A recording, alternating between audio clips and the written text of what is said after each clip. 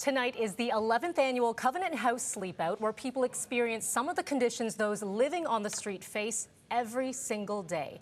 Mark Aston is the Executive Director of Covenant House. He joins us now from the charity's location in downtown Toronto. Thank you so much for joining, Mark. Oh, it's my pleasure, Melanie. Good morning. Good morning to you. Let's talk a little bit about Covenant House for those who are not familiar and some of the services that are provided.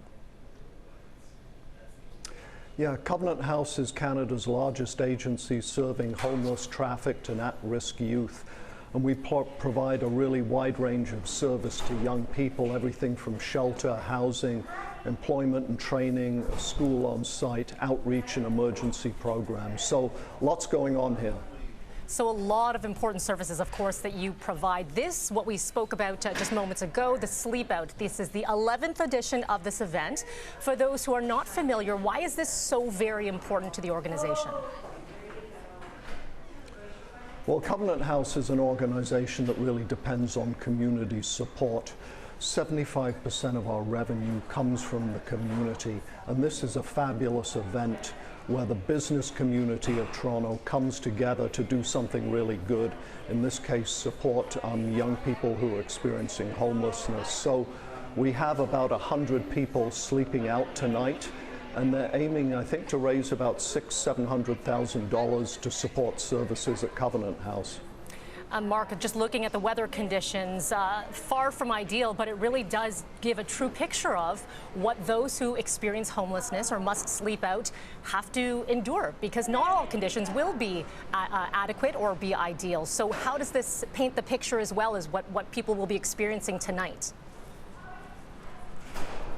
Well, that's correct, Melanie.